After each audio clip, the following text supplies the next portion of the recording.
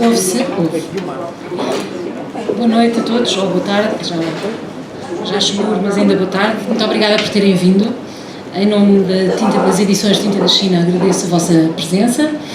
Agradeço também, claro, à FNAC Chiado, que costuma organizar os lançamentos da Tinta da China, e muito bem, onde nós gostamos de estar aqui a apresentar os nossos livros.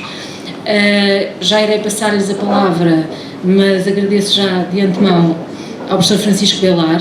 Eu vou usar o título de professor para serem todos. Também deu aulas.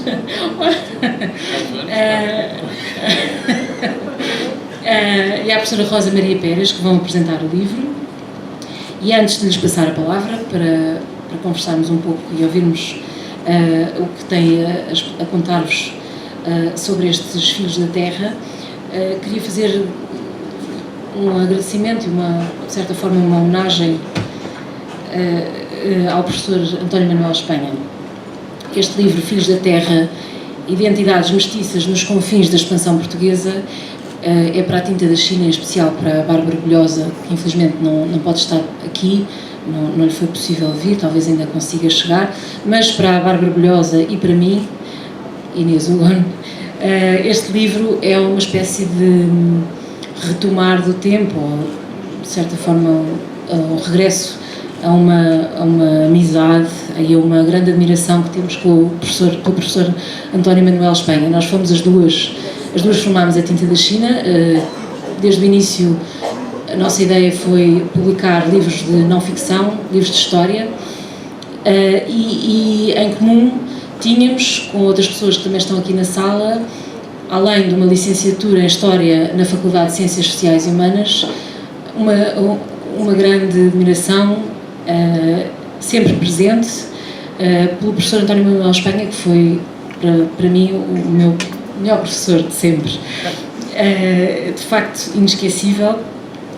E durante muitos anos afastámos, embora fôssemos acompanhando o que ia acontecendo na academia, afastámos as duas do percurso académico e da historiografia, mas nunca nos esquecemos de tudo aquilo que o professor Espanha nos ensinou e que nos serviu para muito mais do que o estudo académico. Portanto, e voltando ainda um bocadinho atrás, o professor Espanha licenciou-se e formou-se em Direito, mas foi, aliás, é professor catedrático jubilado pela Faculdade de Direito da Universidade Nova de Lisboa, mas desde muito cedo, desde sempre, se interessou e escreveu e assinou sobre a história. E foi na história que nós o conhecemos. As qualidades enormes que o professor Espanha tem são assinaladas por distinções várias, formais, que o honram. É doutor honoris causa pela Faculdade de Direito da Universidade de Lucerna, na Suíça, e pela Universidade Federal de Paraná, no Brasil. É grande oficial da Ordem de Santiago, prémio da Universidade de Coimbra. Assumiu ao longo da sua vida vários cargos ecléticos e com responsabilidade pública. Foi diretor-geral do Ensino Superior, foi comissário-geral da Comissão para as Comemorações dos Descobrimentos Portugueses. Sempre integrou e integra conselhos científicos e editoriais de várias instituições e publicações universitárias, e depois tem uma obra gigante publicada, em que aliás continua a trabalhar com a grande generosidade de deixar para todos disponível o trabalho que desenvolveu ao longo de muitas décadas, de modo a que nada se perca e que nenhuma informação fique nas suas gavetas, e portanto que todos possamos usufruir disso. Mas, independentemente dessas honras e desses sinais exteriores e oficiais do seu grande valor intelectual e académico, para nós, há um lado, eu penso sempre no professor Espanha como uma espécie de acidente cósmico, de pessoa na qual se reúnem qualidades extraordinárias. E digo isto publicamente, não tenho vergonha de fazer, porque ele merece tudo, merece todos os elogios. É uma pessoa extraordinária, de uma qualidade intelectual que não tem de ser eu, nem deve ser eu a demonstrar, porque já foi demonstrada ao longo de muitos trabalhos e de muitos anos de atividade, mas além disso é uma pessoa com muita graça, um enorme sentido de humor, uma generosidade muito grande na partilha que faz dos seus trabalhos e das suas investigações, um professor que sempre foi capaz de reconhecer a qualidade dos seus alunos e sempre falou em público dos trabalhos dos seus alunos, daquilo que eles traziam de novo, sempre aprendeu com os seus alunos e é por isso que os seus alunos sempre aprenderam tanto com ele. Será para nós sempre uma referência humana exemplar. Muito obrigada, professor. E eu, depois disto, vou passar então a palavra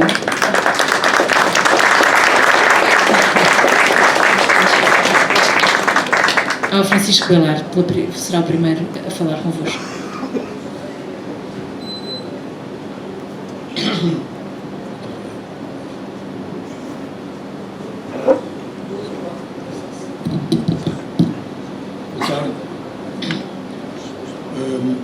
O aspecto que mais me intrigou neste livro foi ter sido um dos convidados para apresentar. De facto, não sendo especialista, nem sequer historiador ou antropólogo,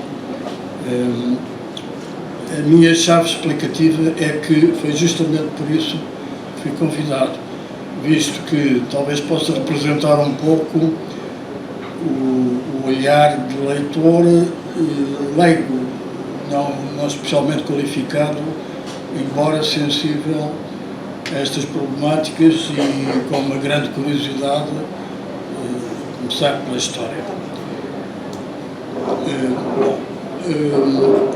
Vão-me perdoar que eu olhe para umas cábulas que trouxe porque não tive tempo de passá-las ali por computador e, tanto, o que eu vou dizer é bastante desorganizado e descozido.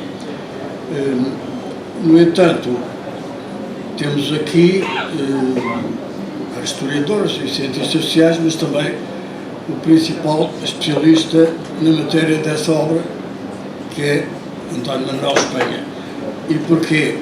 Talvez até o único, porque é uma obra muito inovadora na historiografia portuguesa e internacional, embora já prolongada, um pouco assinalada em alguns estudos anteriores de António Espanha.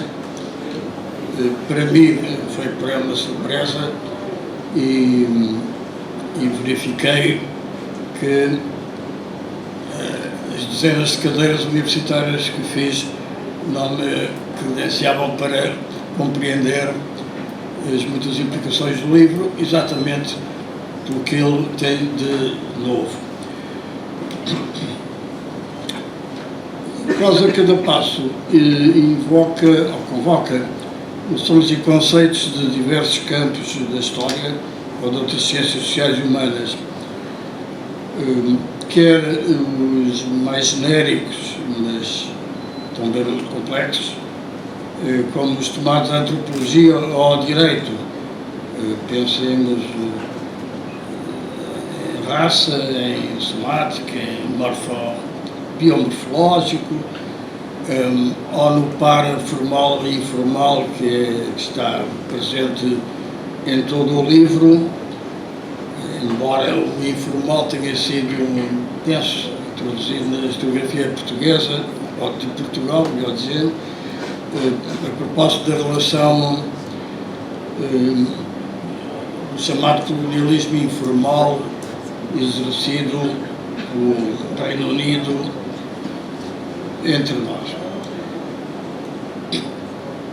A componente jurídica, nomeadamente no campo do direito público, mas também no privado, foi uma das que marcaram sempre, penso eu, pensando logo nas vésperas do Leviatã, que é a sua tese fundadora, o contributo da ciência jurídica e do direito político foi sempre muito importante na obra de António Manuel Espanha, que foi decisivo, dada a indiferença que essas áreas têm muitos dos nossos historiadores. Deve-se dizer que o influxo de outras ciências sociais e até das outras ciências ditas puras, esteve sempre presente na história dos descobrimentos ou da expansão portuguesa.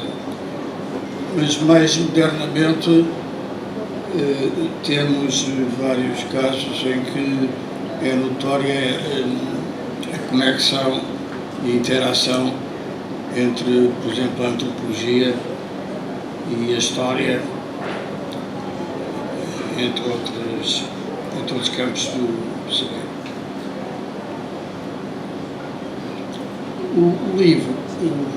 O livro perpassa um conjunto de conceitos que é pena para os menos versados que não haja um glossário, penso que não há, mas poderá haver.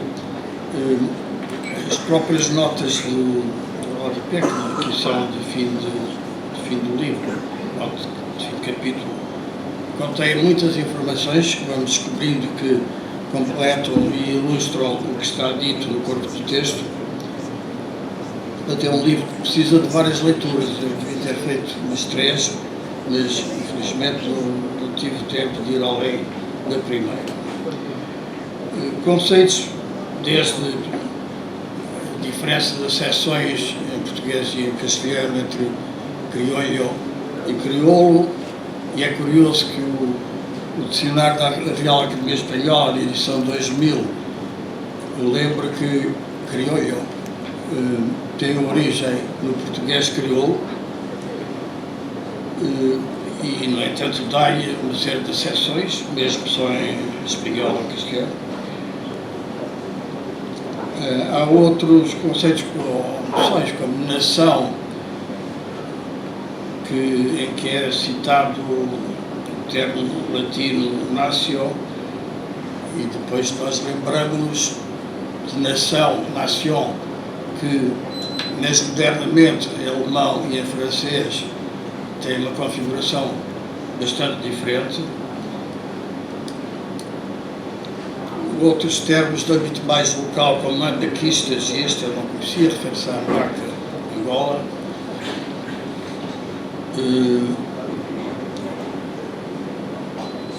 E reencontramos noções já mais consagradas, mas também pessoais, como o complexo histórico-geográfico criado por Vitorino Magalhães Godinho,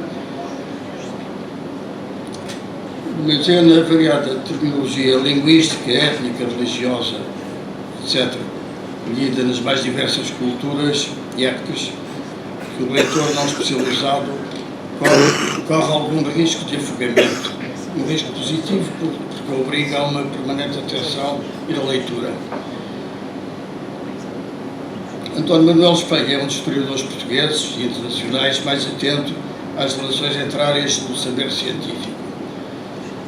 Não é, infelizmente, o único, e pouco aqui a lista dos que estão diferentemente a pedir com essa lição, por exemplo, à história da expansão, mas também ao estudo sobre identidade nacional ou sobre identidades de fronteira, que desembocam no presente volume sobre o Império Sombra, entre aspas, dos portugueses e dos portugueses, também entre aspas, aqui, e a mestiçagem em vários cambiantes, épocas e áreas geográficas. Além da própria polissemia de império, também palavra aqui muito frequente, e nós lembramos do uso de Império Colonial Português, por exemplo, num título de 1942, e de Império Ultramarino Português, num título de 1952, este de Ricolva Carça Selvagem.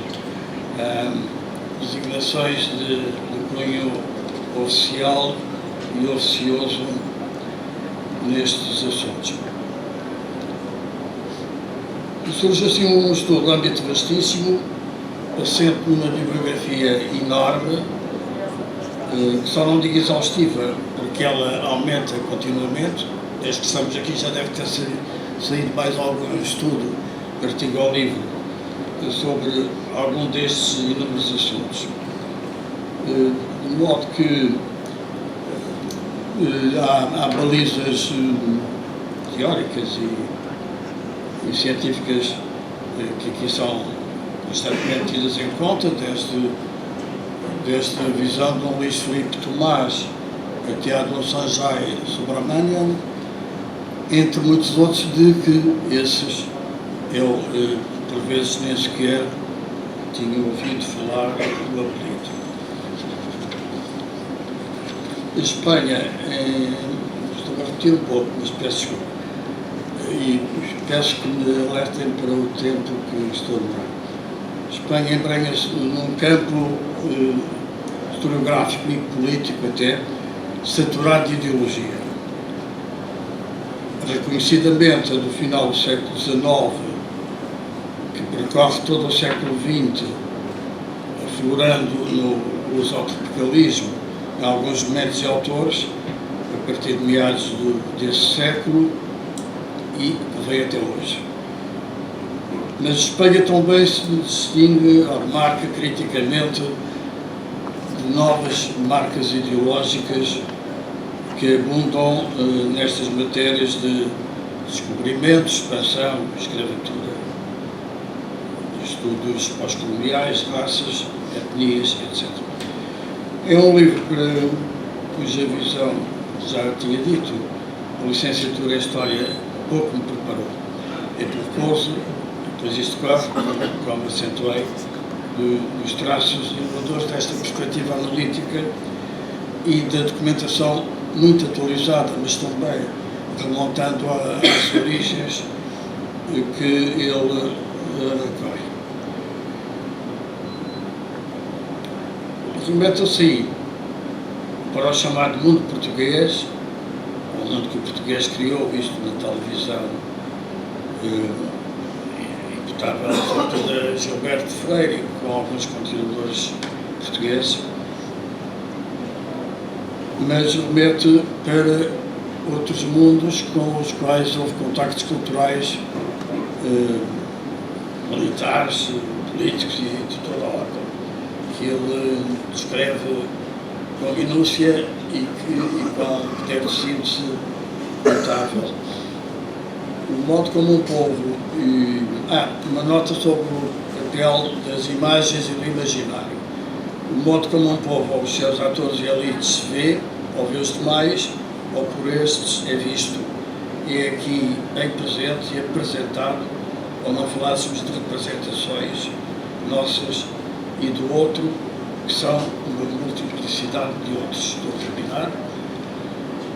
E entre muito que gostaria de mencionar, o livro lembra-nos a interação entre Portugal e Castela, ou depois Portugal e Espanha, que nem sempre é valorizada na historiografia portuguesa nem na espanhola. Com exceções, das quais é exatamente António Manuel Espanha, Fernando Gonçalves e outros. É também António Manuel Espanha um grande conhecedor da história da monarquia hispânica e do século XVI e XVII, que são decisivos sobre essas interações. E não nos referimos apenas à Península Hispânica, mas aos diversos teatros onde os poderes peninsulares se manifestavam, entre os quais as Áfricas e as Ásias, também as Américas e a sua Índia, partidos aliás que já não são eurocêntricos aqui, ou ocidentais e ocidentalistas, de modo que é uma história social nova, densa e aliciante, em que há polos como a mestiçagem, o comércio, o império, entre comas as fronteiras.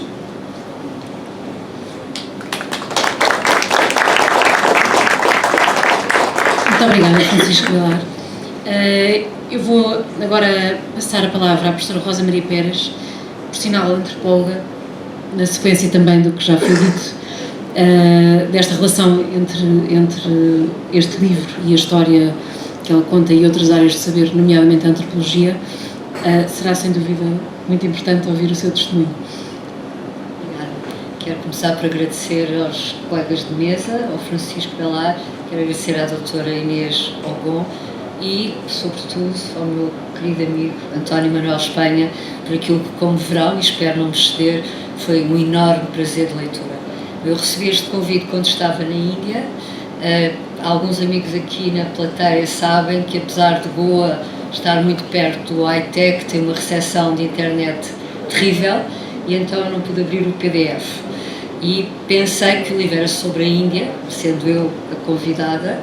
E depois vi que o livro não era sobre a Índia, mas vi que era muito sobre aquilo que me interessa e que me interessou ao longo dos últimos anos, como antropóloga. Portanto, foi como antropóloga que eu li este livro e é como antropóloga que o analisei e que passarei a ler para me conter no tempo e no entusiasmo. Muito obrigada.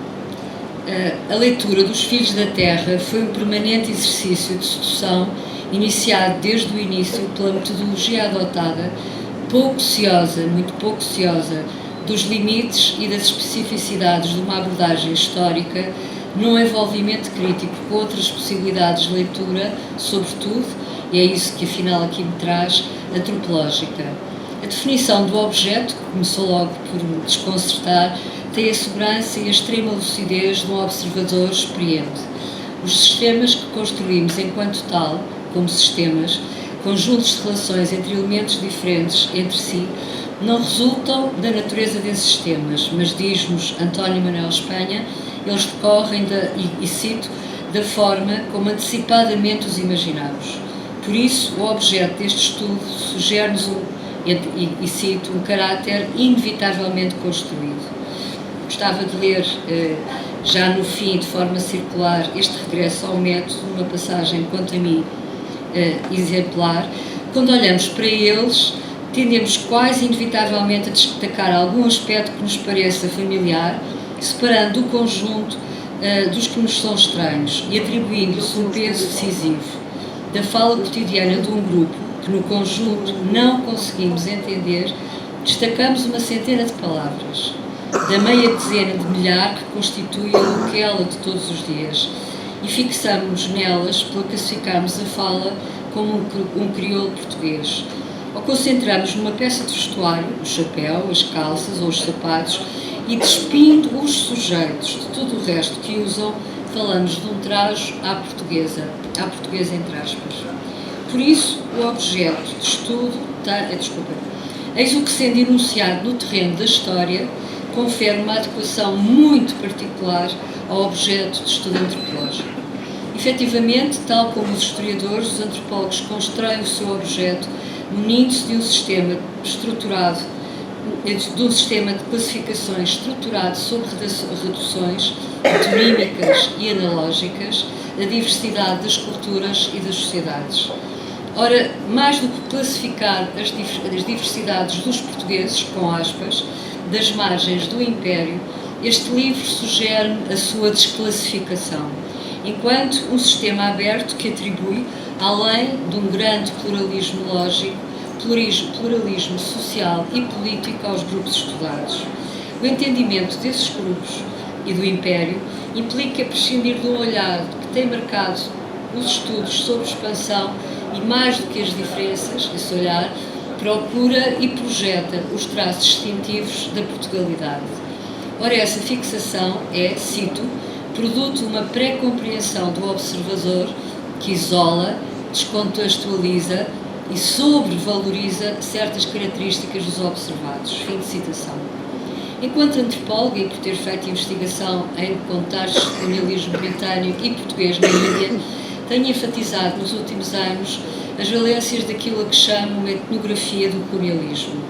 É essa etnografia, residual nos trabalhos produzidos até agora, elaborada sobretudo a partir do topo do sistema, que este livro nos oferece numa escala minuciosa que atravessa o Império, ou se quiserem, a expansão portuguesa, de forma exaustiva e gostaria de sublinhar absolutamente inaugurável.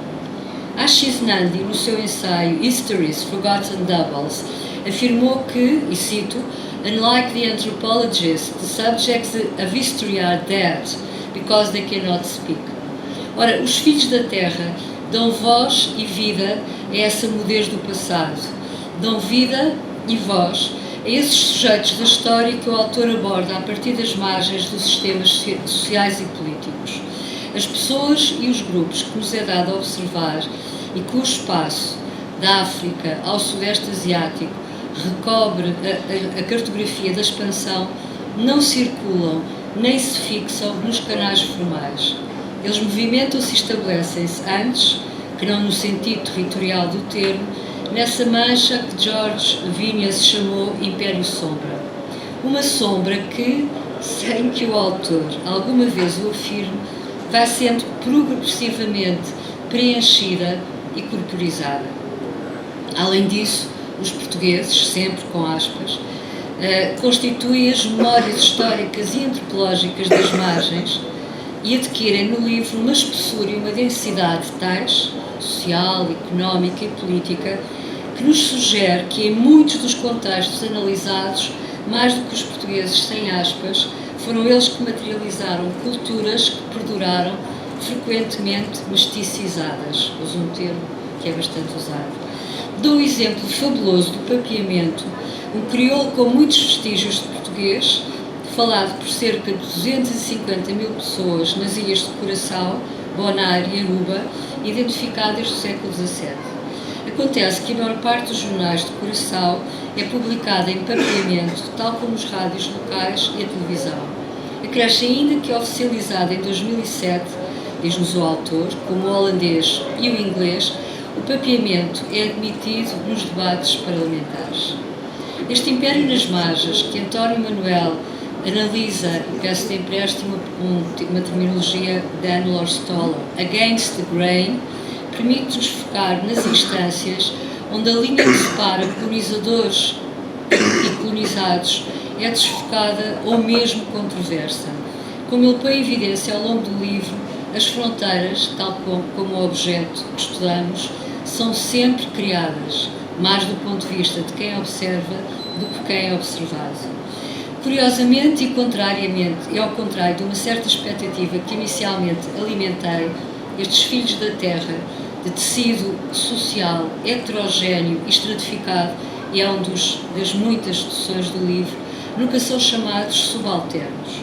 Terminologia que, como sabemos, tem alimentado tentativas de análise parcial, quero sublinhar, do Império a partir das suas bases na senda dos Subaltern Studies, iniciados na Índia por Ranajit Guha e continuados por aquele que é atualmente um dos projetos académicos mais cosmopolita, Latin America Subaltern Studies Group.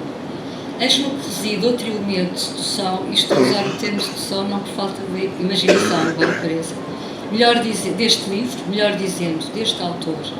A sua autonomia terminológica e epistemológica, cujo percurso pelos caminhos menos batidos do Império o torna, eu diria, sempre o tornou, autossuficiente relativamente a teses e modelos dominantes e dominados pela atração de um certo cosmopolitismo académico. A travessia do Império conduz ainda a António Manuel Espanha, sem que ele o afirme, ao questionamento das grandes dicotomias com base nas quais ele, Império, tem sido pensado. A oposição entre colónia e metrópole, colonizador, colonizado, e eu diria mesmo que entre colonial e pós-colonial. António Manuel Espanha convida-nos, de facto, a desconstruir tanto essas dicotomias, analiticamente muito cómodas, como as continuidades que geralmente são identificadas no interior dos seus polos. De facto, somos progressivamente postos perante grupos extremamente heterogéneos, descontínuos e fraturados no seu interior, que usam e manipulam os poderes instalados, institucionais, à medida dos seus interesses comerciais, grupos e indivíduos que são mediadores, pessoas que são mediadores entre grupos e agentes constantes de diálogo social e cultural, como é provado. Eles evidenciam estruturas que coexistiram com o Império e que o repudiaram e integraram em diferentes escalas de negociação. Eles evidenciam também a natureza do poder e dos poderes nativos e a sua interseção com o poder imperial, se quisermos, as formas de colonização locais que, em muitos contextos, como nos mostra o autor, se expandiram para lá do fim cronológico do colonialismo. Através daquilo a que eu gostaria de chamar esta etnografia do Império, António Manuel Espanha permite-se, assim, identificar finalmente categorias indígenas, formas de afinidades e de antagonismo, negociações endógenas e exógenas de cultura e de poderes. Ao mesmo tempo que nos convida permanentemente a questionar convenções narrativas que sempre tenderam a cristalizar os dados da história em estruturas, e se calhar da antropologia, opostas e descontínuas, e que nos desafia incansavelmente a conceber, ou me desafia, discurso e realidade como mutuamente constitutivos. Trouillot, no seu trabalho sobre as Caraíbas, publicado em 1995, incitou-nos a pensar no poder desempenhado pelos silêncios através das histórias que são contadas e daquelas que são silenciadas. Podemos, pois, ler o silêncio. Para Pels, ler as ausências dos arquivos, como António Manuel Espanha faz, Against the Grain, seria uma forma de fazer o silêncio falar. Os Filhos da Terra permitem-me desbloquear significados armazenados, deixar as vozes do passado falar, especialmente as vozes do que foram silenciados pelos discursos oficiais, aquilo a que Bradley chamou de Fabled Voices of the Other. Num estudo sobre o estudo colonial africano, Crawford Young sugeriu que em alguns contextos a antropologia colonial disponibilizou uma biblioteca de etnicidade. Num tão inesperado quanto magnânimo contributo para a antropologia, este livro traz à tona conceptualizações pouco evidentes e pouco evidenciadas de diferentes categorias raciais que se me revelam particularmente fecundas na análise realizada sobre o contexto africano e indiano, onde para os portugueses, sem aspas, casta e raça se contaminaram tantas vezes. Num tão inesperado quanto magnânimo contributo para a antropologia, este livro sublinha as valências do sensorial, coisa que eu vejo pouco nos livros de história, quero dizer, as dimensões táticas da prática social, troca de objetos, de alimentos, de vestuário, performances rituais, regimes de domesticidade e de parentesco, construções até da paisagem. Com os seus Filhos da Terra, António Manuel convida-nos sistematicamente a descentralizar o olhar, a evitar as armadilhas de uma visão marcadamente metropolitana. Estou a evitar, obviamente, a terminologia gasta do eurocentrismo, a dar atenção aos fenómenos locais que as narrativas coloniais não canónicas não integraram e estar atento àquilo a que Grudzinski chamou os middle grounds, para os quais António Manuel Espanha faz convergir concepções do mundo, estratégias de apropriação e de resistência, lugares onde nasceram grupos e sociedades sem precedentes na história e onde se produziram os mecanismos para os reprimir e muitas vezes os domesticar. E concluo, li muito devagar este livro, como quem teme que acabe inesperadamente. Li e reli algumas passagens, espreitei as entrelinhas, deslumbradas por essas personagens que às vezes usam os chapeuzinhos, outras vezes go native, como nós dizemos, e voltam a aparecer em imagens onde eu não suspeitava que existissem. É esta a minha melhor sugestão de leitura para os Filhos da Terra, também chamados da Índia ou do Chão, que o leiam pausadamente, ao ritmo desta escrita plena de vivacidade e se deixem levar por essas malhas que o Império, afinal, não teceu. Obrigada de novo, António, por uma tão inesperada teia de convergências e de conivências entre a tua antropologia e a minha história.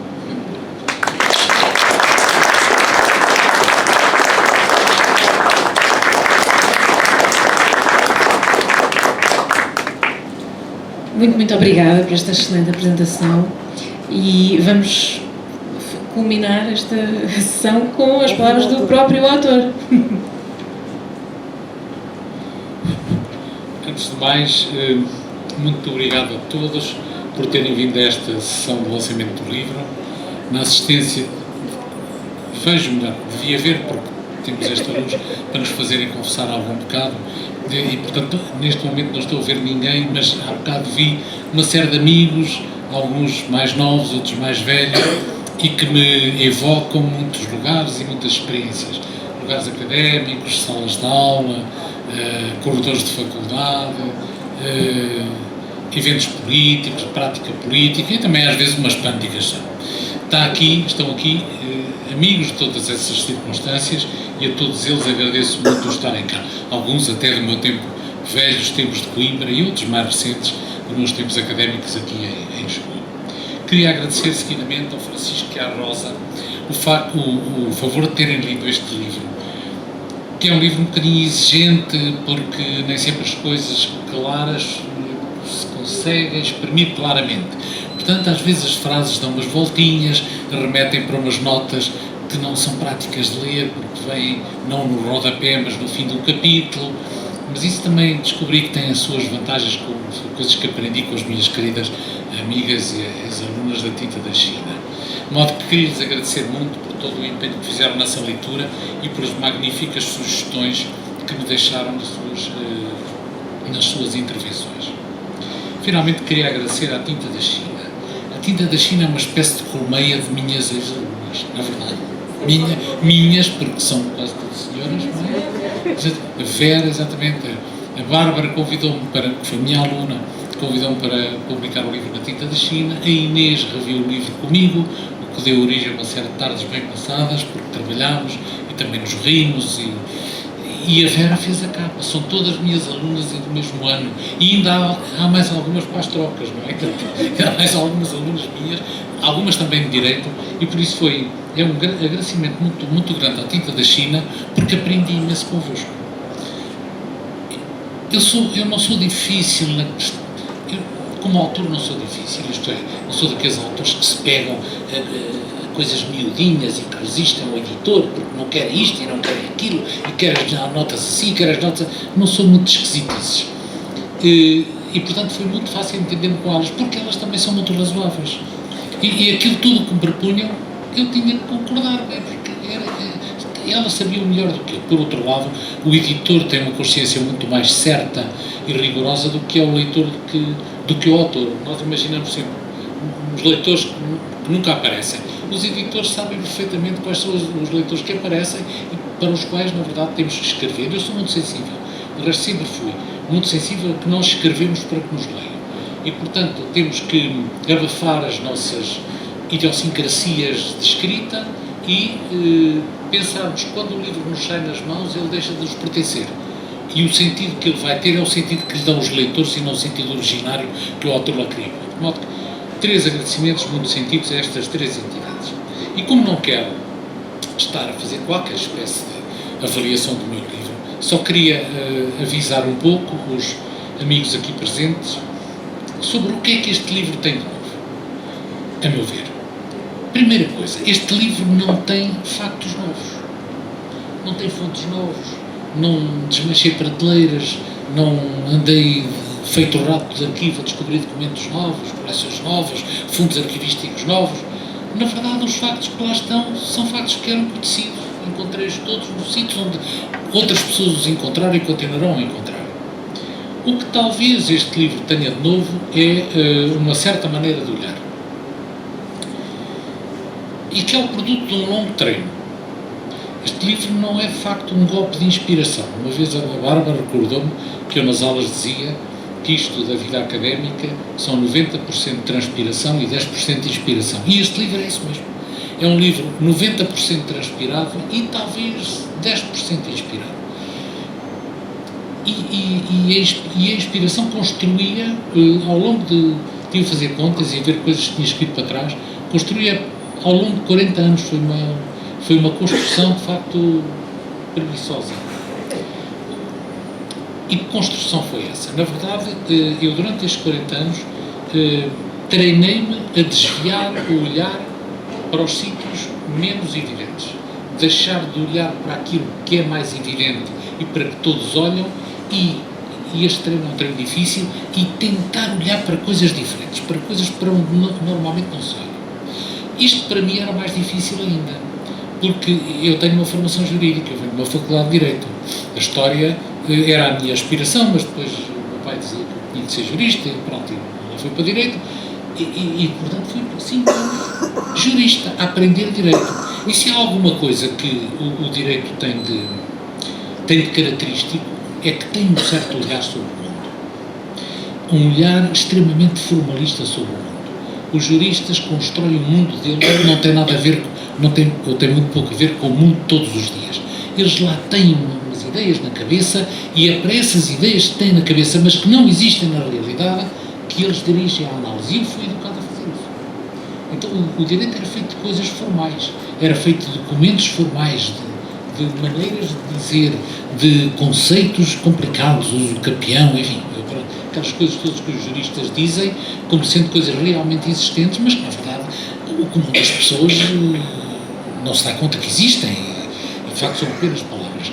É um mundo de formalidades, é um mundo de coisas bem formais. Por exemplo, agora isso já acabou, mas até aos poucos anos, em Portugal, só tinha existência jurídica aquilo que era escrito num certo tipo de papel, que era o papel selado. Já não se lembram dele. Eram os mais novos. Um papel azul com 25 linhas e um selo. Mas o impacto da forma era tão grande, de tal maneira as pessoas estavam convencidas que era aquele papel azul e 25 linhas e um bocadinho maior que o A4, que dava validade àquilo que se dizia no papel. E tanto assim que existia um outro papel, que era o papel de 25 linhas, que não tinha selo, e que portanto era utilizado já em coisas não tão importantes, mas ainda assim com certos requisitos de validade, e que era utilizado pelas pessoas para escreverem coisas com significado jurídico. Então umas coisas eram feitas em papel selado por imposição da lei, e quando a lei não impunha o papel selado, mas tratava de coisas que tinham de ser apresentadas a um juiz, uma autoridade, à polícia, as pessoas tendiam a escrever em papel de 25 linhas azul, porque era um papel que, embora não tivesse nenhuma dignidade, digamos, oficial, era um papel que não existia oficialmente, digamos, a sua imagem assemelhava-se ao papel selado e contribuía para dar uma validade especial àquilo que fosse escrito nele. Note que este é o mundo de onde eu saí. Portanto, um mundo onde o direito é a lei, a justiça oficial, os tribunais, a polícia, e portanto todo o mundo jurídico está aí. Fora disso não há direito nenhum. E a política é a política do Estado, contemporâneo. É a lei, são os órgãos de soberania, é o governo, é a administração pública. Ora bom, o que eu tive que fazer, e fiz com certo prazer, porque isso era desconstruir um curso de Direito onde eu nunca queria ter entrado. A verdade é isso, eu não gostava daquilo, nunca gostei daquilo. E portanto isto que eu fiz foi responder talvez a uma espécie de impulso interior de reação, de resistência contra um curso que me tinha sido mais ou menos não, tinha sido estritamente imposto, mas já que lá estava, fiz o curso o melhor que podia. E portanto desviar o olhar daí e começar, mesmo tratando de História e Direito, tentar ver um direito em sítios improváveis, um direito fora do Estado, um direito fora do papel selado, fora do papel de 25 linhas, uma justiça fora dos tribunais, uma administração fora da administração formal. E isto comecei nisto no princípio dos anos 80. E nessa altura publiquei um artigo numa revista alemã chamado O Direito dos Rústicos. O Direito dos Rústicos era o direito que vigorava na época moderna, no século XVII, era essa época em que eu trabalhava, que vigorava nas aldeias, fora do tribunal, fora das grandes cidades. E embora os juristas letrados, que eram professores universitários, que eram juízes de tribunais superiores, realmente não soubessem nada desse direito dos rústicos, tinham que reconhecer que para muitos juristas que iam para as periferias, eles tinham que saber aquilo que eles consideravam ignorância rudeza, falta de inteligência desse mundo primitivo, mas ao mesmo tempo, como mundo primitivo, era também um mundo de ingenuidade e de autenticidade. Então eles diziam, bom, se vocês forem para uma aldeia, esqueçam tudo o que aprenderam nas faculdades, esqueçam tudo o que se diz no tribunal, não levem para lá a campainha para tocar, para dar a palavra a uns e a outros, porque eles não sabem o que é isso da campainha. E, sobretudo, não tentem disciplinar os depoimentos como se faz em tribunal. Agora fala um, agora fala outro, fala o advogado do arguido, agora... Sobretudo, deixem-nos falar, deixem-nos barrar, deixem-nos chorar, porque quando eles acabarem aquela choradeira, aqueles berros, a questão está decidida. Porque o que isso faz é uma espécie de catarse coletiva que nós, nos tribunais, achamos horroroso, achamos, ainda hoje, o advogado que faz o choradinho, não é? Não? Para impressionar o juiz e para impressionar as testemunhas, estes tinham a mesma ideia, isso não era direito, era teatro, mas lá nessas aldeias, deixem-nos fazer isso, porque quando aquilo acabar, acabou-se a questão também. Bom, já aqui foi um desvio de olhar. Eu estava a olhar para uma coisa que não era habitual olhar. Claro que o mérito não era muito grande, porque nessa altura estavam a surgir, nesses anos 80, 81, 82, estavam a surgir coisas dessas. O Boaventura publicou, o Deus dos Santos, publicou nessa altura, ele tinha acabado a sua tese de doutoramento em Yale em 1979, se não me engano, e em 1980 publicou um artigo chamado O Direito e o Poder, um ensaio de sociologia da retórica jurídica. E era a descrição do direito que ele tinha encontrado, não no mundo dos rústicos europeu, do qual ele falava, no século XVII, mas o que ele tinha encontrado numa favela do Rio de Janeiro, Jacarepaguá, ou Rosinha não é, Cantagalo, se não me engano. Ele agora finalmente confessa qual é a favela, porque na altura dava-lhe um nome, como os antropólogos estão a fazer, dava-lhe um nome mítico para não ser identificado. E ele publicou, de facto, um pequeno artigo, umas 60, 70 páginas, que na altura achei que era um irmão gêmeo quase do meu trabalho, mas tanto é para dizer que isso estava na moda, estava a aparecer. Apareceram trabalhos sobre direito informal na Prússia, por exemplo, no século XVIII, coisas sobre a Polónia, uma coisa também sobre Castelli, um jurista que escreve um livro chamado Política para Corregedores, que eram os funcionários que iam para a periferia averiguar como é que os juízes desempenhavam as suas funções e portanto, diz, bom, nessas periferias, atenção, que aí não há o nosso direito, aí é uma outra coisa.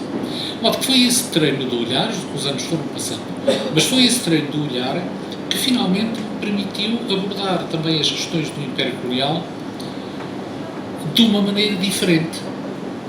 Só tem esse mérito de ser diferente. Realmente eu não sou especialista de história colonial e, portanto, não conheço as fontes tão bem como muitas pessoas, muitos colegas aqui presentes, mas lembrem-me que isso talvez contribuísse para abrir uma nova história, uma nova maneira de fazer história, sobretudo administrativa, político-objetiva, que era aquilo que me interessava, no Império Português. Aqui há uns 3 anos,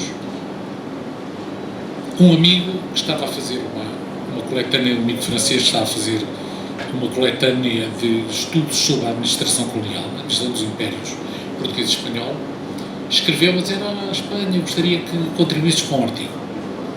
E eu aí disse, mas sobre o que é que eu vou falar? Porque realmente eu já tinha tratado mais ou menos da administração e do direito formal, curso que dei durante 10 anos em Macau, e aí tinha tentado fazer, era um curso de História e Direito, mas tinha tentado fazer um curso de História e Direito adaptado a Macau, não falar do direito francês ou do direito italiano, mas falar qualquer coisa do direito de Macau, e aí tinha dito aquilo que pude investigar, estive lá 10 anos praticamente, embora não vivesse lá, e tinha dito tudo, não havia muito mais para dizer. Que raio é que eu agora vou falar nesta coletânea? E lembrei-me, e se eu radicalizasse este ponto de vista de falar fora do foco, fora da caixa, isto é, se eu tentasse ir até ao fim, nesta ideia de desfocar a minha atenção do mundo do direito oficial estadual e fosse radicalmente noutra direção. Um mundo colonial onde o Estado português não estava presente, onde a administração formal portuguesa não estava presente e onde a presença finalmente da coroa, os seus atributos soberanos, também não existia. Se repararem na titulação do Rei de Portugal, pela graça de Deus, Rei de Portugal e dos Algarves, de Aquém, de Alimar, em África, senhor da Guiné e da conquista, navegação e comércio da Etiópia, Arábia, Pérsia e Índia, vírgula, etc. Isso queria dizer que eu me ia centrar no etc. O resto estava feito, o resto mais ou menos estava descrito. Por muito que haja de coisas informais na primeira parte do título, também senhor da Guiné, pá, muita informalidade aí, pouco senhorio, muita formalidade. O Macau, que eu conhecia bastante bem por ter lá estado, mas era verdadeiramente no etc. E então este livro foram 3 anos a viajar ao longo do etc, em volta do etc, a ver o que estava de fora, aquilo de que pouco se falava, porque as crónicas eram portugueses que viviam perdidos, que os holandeses ou os ingleses chamavam Schwarzen Portuguese ou Black Portuguese, portugueses pretos, que os enviados a Abel Le Carré, que é muito interessante, que era um espião francês e que viajou para a Índia e que tratava por negros. Aqui conhecia um negro e tal, mas falava português e, portanto, entendia melhor. Portanto, para as pessoas que os visitavam, não era claro que fossem portugueses. Ou quando lhes chamavam-lhe outras coisas, chamavam topazes, chamavam francos, as várias modulações que a palavra tem por todo o Oriente, chamavam-lhe outras coisas, mas quando lhes chamavam alguma coisa e que isso incluía a palavra português, tinha sempre um adjetivo para marcar que não eram aqueles portugueses da metrópole, que eram pretos, que eram escuros, que eram malaios, que eram javaneses, e ao descrever os seus ambientes domésticos, lá apareciam sempre as suas mulheres que não eram portuguesas, que eram javanesas, e sempre era destacado como estes portugueses, na verdade, não mandavam em casa nada, porque quem fazia a cultura doméstica eram as mulheres. O que se compreende, porque eles eram marinheiros, eram comerciantes, estavam sempre fora de casa. E, no fundo, quem estava permanentemente em casa era a javanesa, ou era a indiana, ou a tamil, ou a bengali, ou a siamesa, que realmente educavam os filhos, que ensinavam aos filhos uma língua que não era a do pai e com os quais o pai, quando regressava à casa, tinha algumas dificuldades em falar, a menos que fizesse aquela mistura vocabulária, que entravam umas palavras portuguesas, nomeadamente de coisas domésticas, de tipos de comida, ou de coisas de marinharia, mas de coisas de marinharias não falariam em casa com os filhos, portanto, em casa era pratos e comidas, etc. E, portanto, descreve esse ambiente muito pouco português, de facto, das famílias dos portugueses, dominados, na verdade, pelas mulheres que nestas sociedades tinham uma centralidade insuspeitada, porque mandavam nas casas, porque eram os elementos permanentes das famílias, era através delas que se construíam redes locais, e eram redes tão eficientes que esse espião francês, quando quis lançar um boato em Madrasta, disse: fui falar com 2 ou 3 portuguesas, porque através delas já sabia que aquele boato se ia saber em toda a cidade, porque elas dominam as redes de comunicação local. E essas redes chegavam aos palácios dos reis, porque no Sião, por exemplo, quando se falavam com os portugueses, para eles irem contar na coroa e trazerem também novidades da coroa. De modo que isto foram, na verdade, 2 anos e tal, para mim, por um lado, de passatempo, de entretenimento, não era do meu trabalho normal, era uma outra coisa, ainda por cima muito turística, davam para viajar muito, não de facto, isso queria eu, não de facto, mas viajava às costas dos holandeses, às costas dos ingleses, às costas dos viajantes portugueses, frequentando sobretudo estes meios não muito oficiais, porque realmente, como sabem que os especialistas, nas crónicas muito oficiais, não falam muito destas pessoas, porque também eram etc. na história oficial. Tal como, porque é que aparece este etc. na titulação? Porque o etc. refere-se a pessoas que não são distintas, que não são importantes, que não são dignificantes num título real.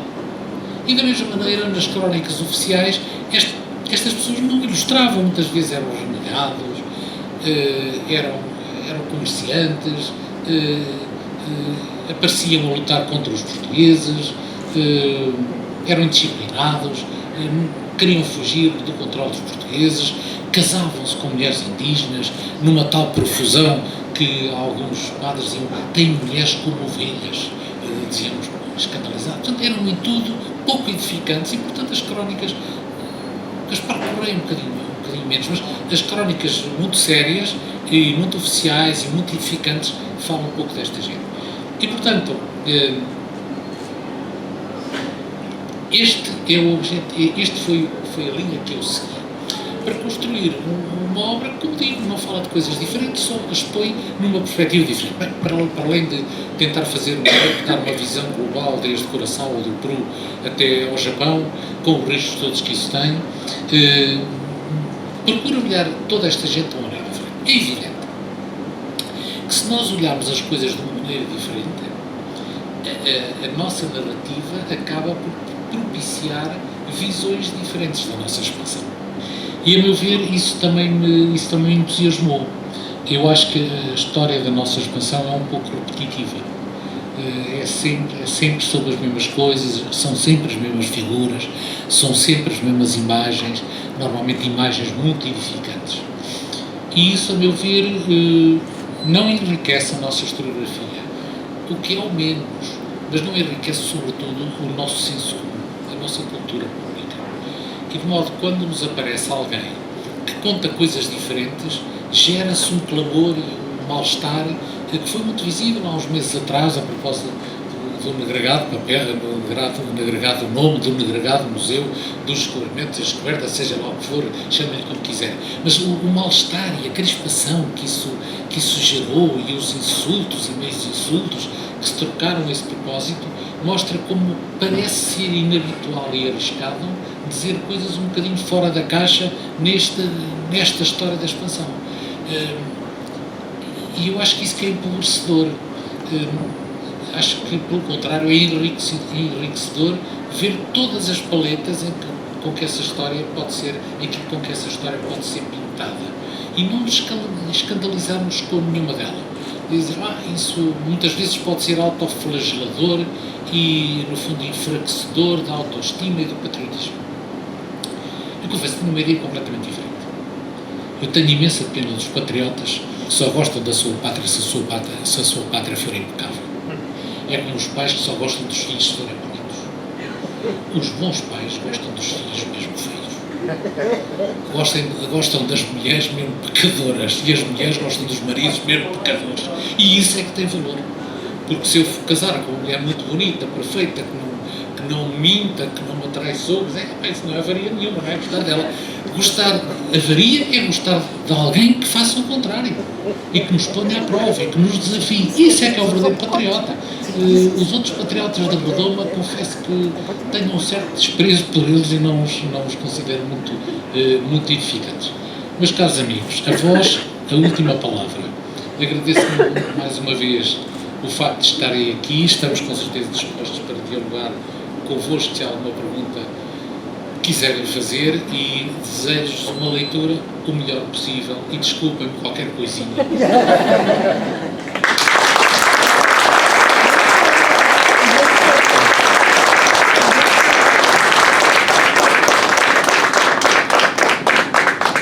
Então, além das perguntas, podem aproveitar a presença do professor Espanha para autografar os livros, mas são livres de intervir com qualquer questão.